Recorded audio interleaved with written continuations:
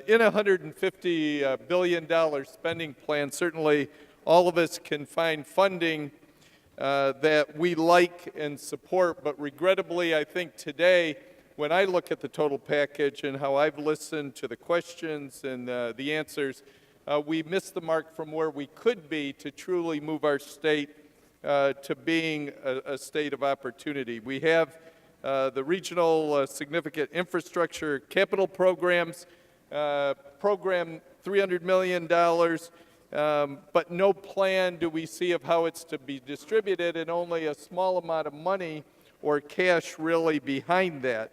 Rather than taking steps to lower consumer electric prices, we don't see any further reduction there, and in fact, we create a consumer advocate office that would actually add overall to costs for consumers.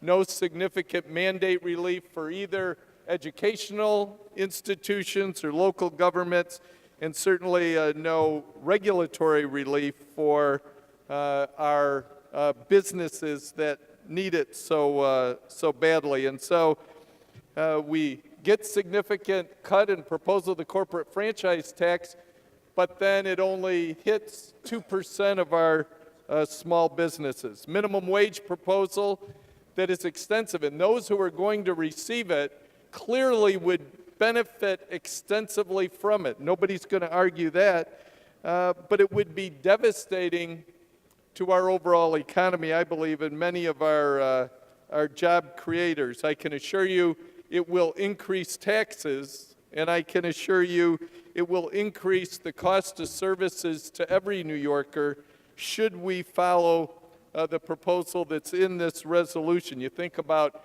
summer employment programs, whoever's paying the bill for those, whether it's the local Y, the local school district running their swim program, or doing maintenance, the small business that's going to bring somebody in, the ability to hire as many workers as you have before or any at all certainly would be challenged. And you look at or think of how many jobs that low-skill jobs that manufacturers are doing here in America today might have to be shipped offshore because they can't compete because of a minimum wage that would have raised 74% when we go to the end over a 4 to 5 year period. And in agriculture, business that's an area that's extremely important in my area, how many of those products grown here today that are sold competitively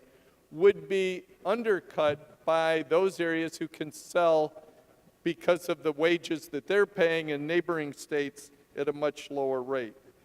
The other thing I would say is, at a time, one of the things we talked about earlier, at a time when we're forcing local governments to work together as best they can, we're taking away an authority that the governor asked for the Department of Transportation Thruway Authority to work together. So, Mr. Speaker, today I'll be among those who will be casting my vote in the negative, with the hope, as many others have, that the next couple weeks we are moving forward to a budget that is one that we all as New Yorkers can be proud of. It'll move our state forward as a state of opportunity. Thank you very much. Thank you, Mr. Oaks.